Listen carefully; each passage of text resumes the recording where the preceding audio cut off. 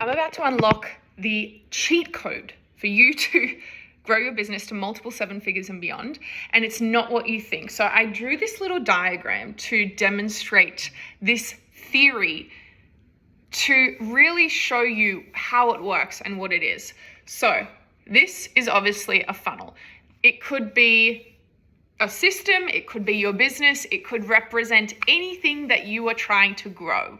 Now, if we had, for example, 10 leads coming into the funnel, only 5 going through, but 100 could be put out on the other side. Let's say, 10 leads coming in, your appointment setter. He might be able to set 5 leads, but you've got sales reps that could take 100 sales calls every day because you've got a bunch of sales reps.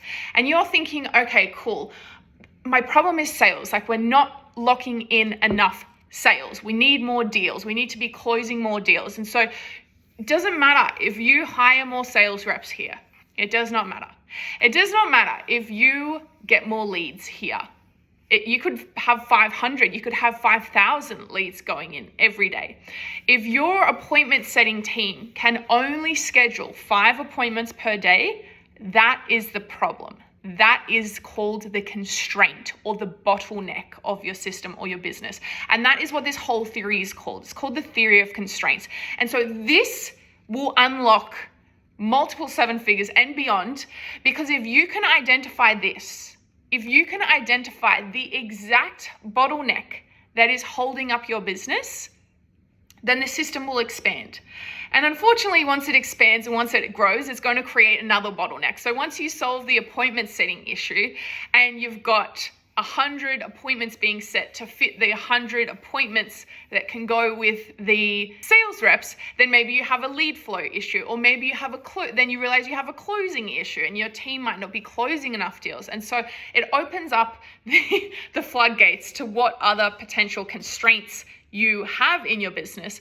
But it's so important for you to actually figure out and identify what the correct constraint is. If your business didn't grow, but you knew exactly why it didn't grow and you knew the constraint, that would be 10 times better than if it grew and you didn't know why. You didn't know what you had changed. You didn't know what you had optimized for it to be able to grow, because then you don't know what to do more of. You don't know what's working well.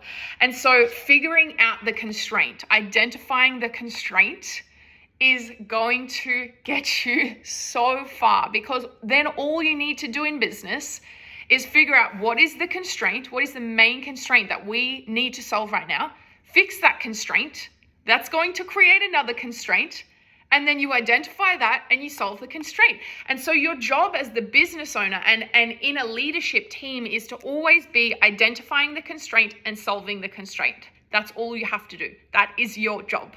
And if you can do that, your business will grow exponentially.